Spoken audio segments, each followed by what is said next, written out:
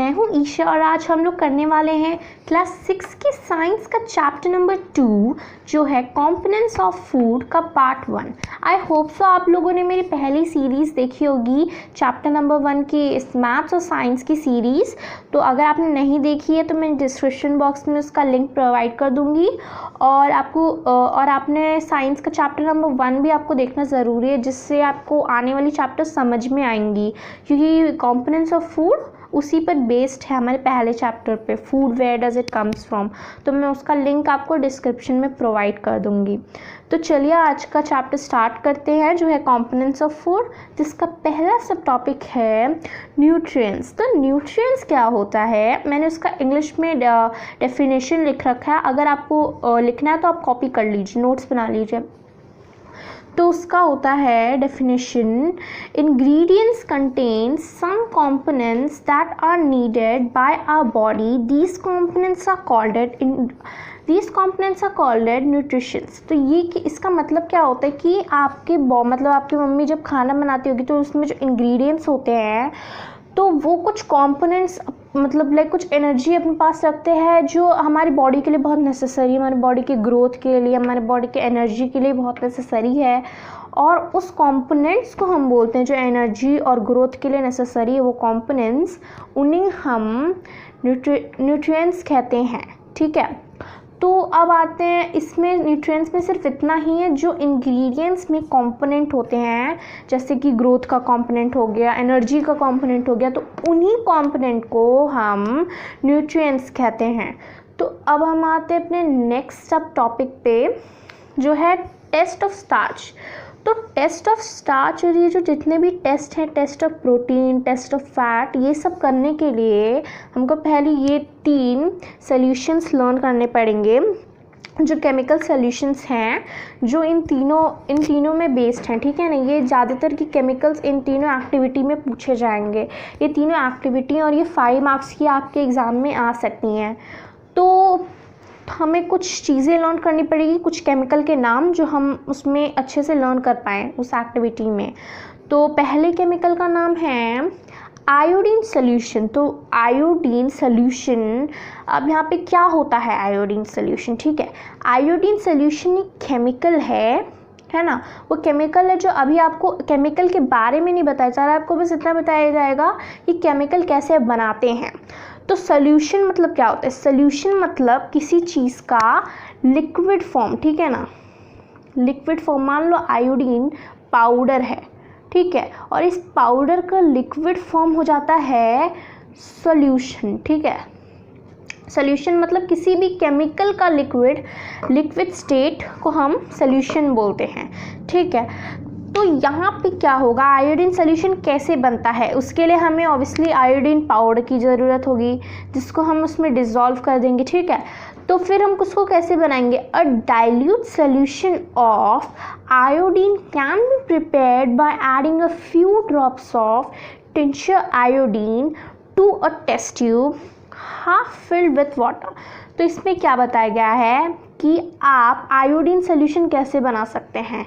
आप iodine solution ऐसे बना सकते हैं कि आपको टिंचर आयोडीन का मतलब क्या होता है? एक पिंच, ठीक है ना, चुटकी भर जिसे हम कहते हैं ना 1 पिंच, तो उसी को बोलते हैं टिंचर आयोडीन। तो उतना हमें चाहिए होगा एक हाफ कप ऑफ वाटर के लिए, एक half test tube. Chemical lab में हम टेस्ट ट्यूब बोलते हैं, फिर अगर आपको होम में ट्राई करना है तो आप इसे कप भी बोल सकते हैं। तो एक टेस्ट ट्यूब में हाफ फिल्ड वाटर होगा और उसमें आपको 1 पिंच या फिर 1 टिंचर आपको इसमें डालना है आयोडीन पाउडर।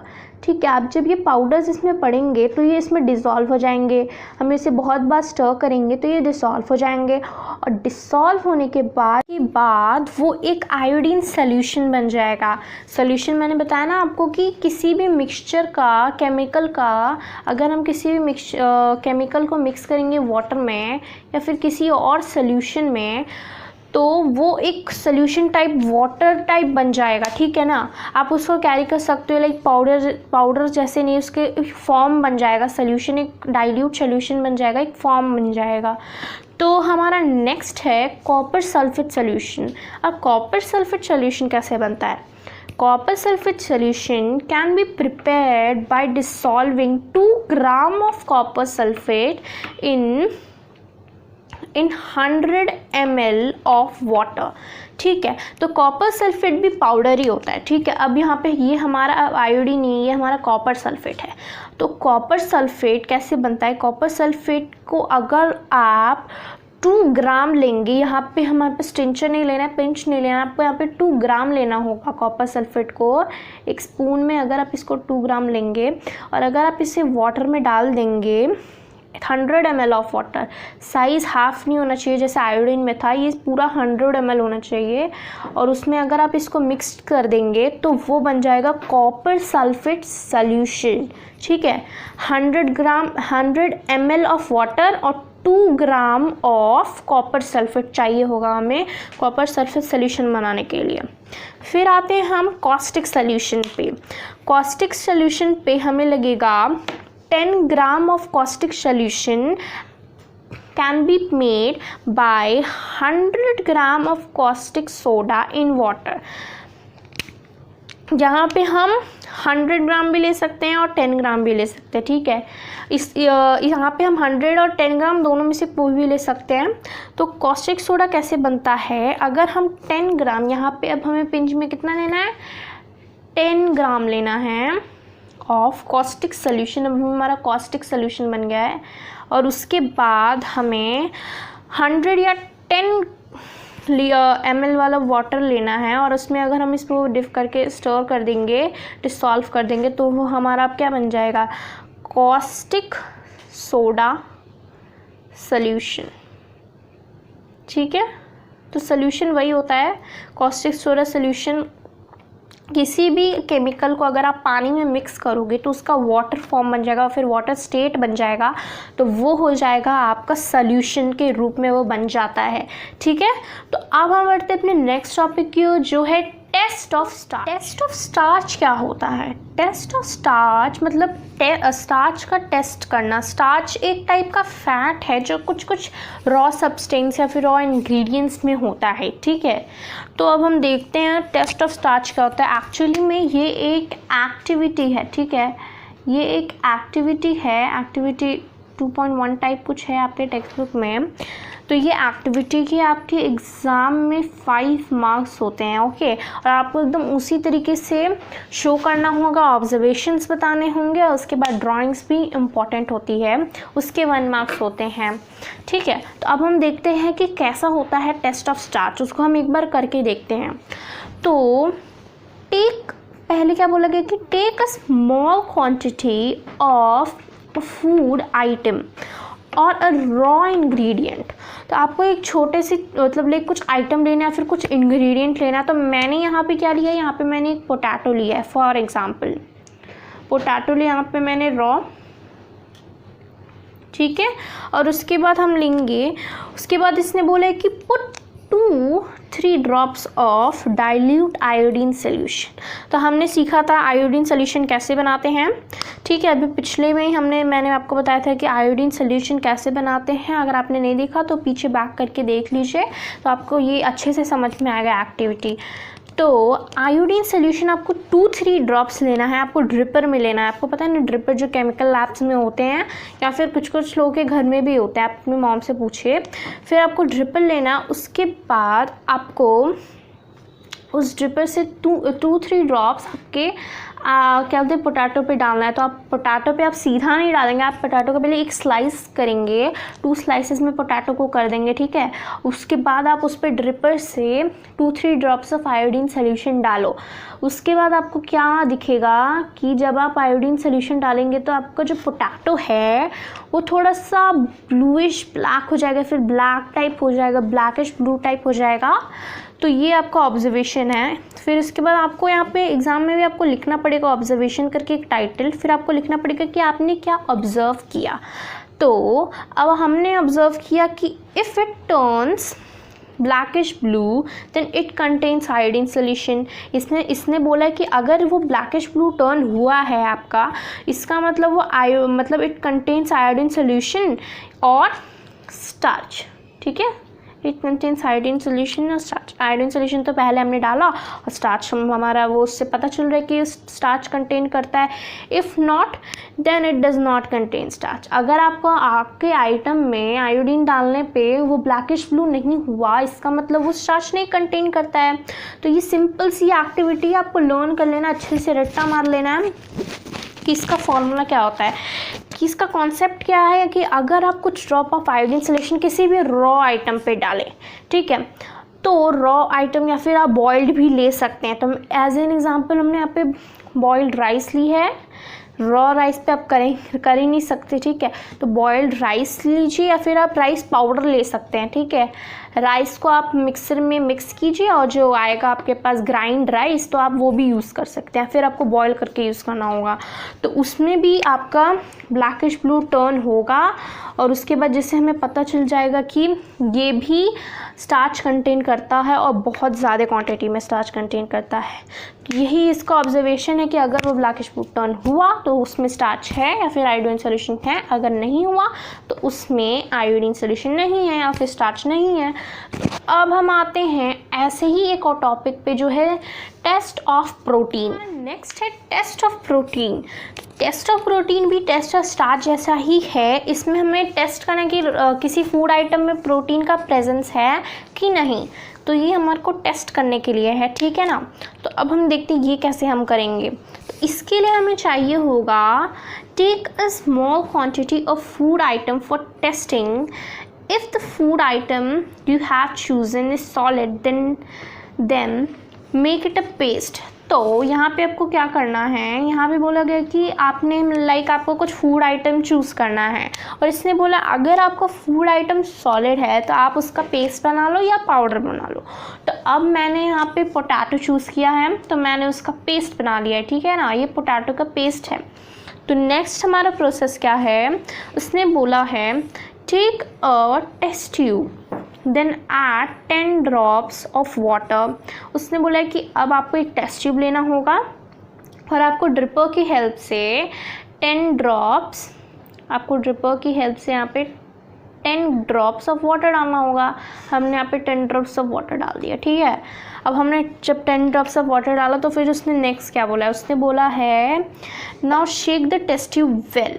उसके बाद now add 2 drops of copper sulphate solution and 10 drops of caustic soda solution, ठीक है। तो 2 drops of copper sulphate solution मैंने आपको बताया था कि कॉस्टिक सोडा सोल्यूशन और कॉपर सल्फेट सोल्यूशन कैसे बनाते हैं, तो थोड़ी देर पहले तो आप बैक करके देख सकते हैं। तो हमें 2 drops of copper sulphate solution डालना है, वो भी हमने 2 drops of copper sulphate solution डाल दिए यहाँ पे, ठीक है। उसके बाद हमने डाला caustic solution 10 drops of caustic solution and then add the paste you make. तो अब जो हमने रॉ फूड का ये जो पेस्ट बनाया था अब हम इसे भी ऐड कर देंगे, ठीक है ना। अब हम इसे भी ऐड कर देंगे। तो यहाँ पे हमारा जो पेस्ट है वो हमने ऐड कर दिया। फिर उसने बोला है अब यहाँ पे हमें देखना है कि ऑब्जर्वेशन क्या हुआ। तो जब उसके बाद उसने बोला कि इसको हमें शेक करना है। तो जब हमने इसे शेक किया, ठीक है, हमने इसे अब शेक कर दिया। अब यहाँ पे उसने बोला है observation, if you see the solution turning violet then it proves that it has protein and if not then it does not contain protein। तो उसने बोला कि अगर आपने देखा कि आपका फूड सोल्यूशन क्या बोलते हैं वायलेट टाइप टर्न कर रहा है, इसका मतलब आपका फूड सोल्यूशन क्या कंटेन करता है, प्रोटीन कंटेन करता है। अगर नहीं तो वो प्रोटीन नहीं कंटेन करता। तो हमारा फूड सोल्यूशन तो थोड़ा सा पर्पलिश टाइप आया है ना, इसका मतलब रॉ पोटैटोज़ में होता है बहुत ज़्यादा प्रोटीन। तो हमारे इसलिए हमारा सोल्यूशन जो हमने किया वो पर्पलिश टाइप टर्न हुआ। तो यही था टेस्ट ऑफ प्रोटीन। ये आपको ये लर्न करने पड़ेंगे कि आपको कितने ड्रॉप वाटर डालना होगा, कितने ड्रॉप आपको ये कॉस्टिक सोल्यूशन, फिर कितने ड्रॉप आपको कॉपर सल्फेट सोल्यूशन, फिर पेस्ट बनाना है, ग्राइंड करना है, कैसे करना है, वो सब आपको अपने हिसाब से करना होगा। और एग्ज़ाम में भी आपको अच्छे से एग्जाम्पल देके और ड्राइंग्स बना के आप करेंगे तो बहुत ज़्यादा मैम इम्प्रेस होगी और आपके अच्छे मार्क्स भी मिलेंगे। तो हमारा नेक्स्ट टॉपिक है test of fat. Test of fat क्या होता है? टेस्ट ऑफ फैट मतलब अब यहाँ पे हम फैट का टेस्ट करके बताएंगे कि किस फूड में फ़ैट होगा या फिर किस फूड में फ़ैट होगा या फिर किस फूड में फ़ैट नहीं होगा। तो हम इसको कैसे टेस्ट करेंगे? पहले हमको बोला गया यहाँ पे कि take some quantity of any food item and a small piece of paper.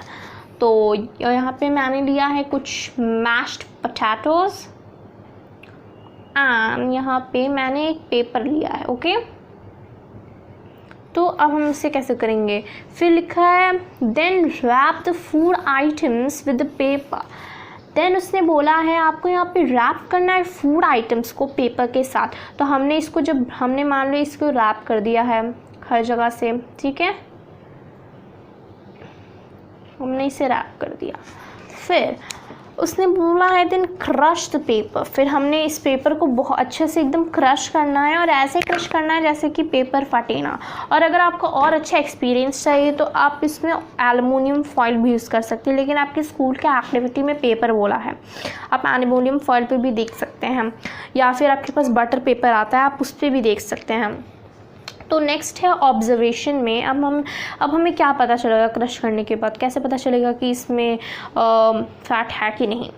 तो इसमें बोला है कि if you see some oily patches on the paper after unwrapping it. अब आपने जब इसे अनरैप किया हर जगह से, तो अगर आपने इसमें कुछ ऐसे हमारे पास दिख रहे हैं ना ऑयली पैचेस, हमें तो दिख रहे हैं भाई ऑयली पैचेस। तो अगर आपने भी ऑयली पैचेस देखा है, इसका मतलब जो आपने जो फूड लिया है, मैश्ड पोटैटो, ग्राइंड पोटैटो, कुछ भी जो आपने फूड आइटम लिया, इसका मतलब वो कंटेन करता है फैट। और if not then it does not contain fat. अगर यहाँ पे हमारा यहाँ पे ये आता नहीं ऑयली पैचेस, एकदम क्लीन होता पेपर, सिर्फ ये फूड रहता, तो हमारा वो नहीं होता, क्या बोलते हैं हम, फैट नहीं कंटेन करता। लेकिन ये हमारा ऑयली पैचेस भी कंटेन कर रहा है, इसका मतलब भी हमारा फैट कंटेन करता है। तो यहाँ पे ऑयली पैचेस हमको दिखाया गया। फिर है हमारा एग्जाम, फिर आते हैं हम लोग डाइटरी फाइबर्स में। टेस्ट ऑफ फैट में सिर्फ इतना ही है कि आपके ऑयली पैचेस हैं तो आपको पता चल जाएगा कि इसमें फ़ैट है, नहीं है तो नहीं है, तो इजी था। फिर अब देखते हैं हम लोग डाइटरी फाइबर्स में। तो डाइटरी फाइबर्स क्या होते हैं? Dietary fibres are also called as roughage. अब आपको रफेज तो पता होगा ना, जो चीज़ों में थोड़ी सी रफनेस होती है, थोड़ी हार्डनेस होती है, जिन फूड्स में आइटम्स में थोड़ी रफेज होती है, तो उन्हें हम रफेज भी कहते हैं और डाइटरी फाइबर्स भी कहते हैं। तो उसके कुछ एग्जांपल्स है होल ग्रेन, फिर पल्सेस, फिर बहुत सारे फ्रूट्स हैं। तो अगर आप इस टाइप की लेंगे फूड्स, आपने डाइट में डालेंगे, तो वो हमारे डाइटरी फाइबर्स हो जाते हैं, मतलब रफेज टाइप फूड्स। ठीक है, रफेज टाइप फूड आपको डाइजेशन में भी बहुत ज़्यादा हेल्प करता है और आपकी ग्रोथ में भी और हाइट इंक्रीज में बहुत ज़्यादा हेल्प करता है। ठीक है, तो यहीं ख़त्म होता है हमारी क्लास 6 के साइंस का chapter number 2 components of food का पार्ट 1। और take care and bye bye.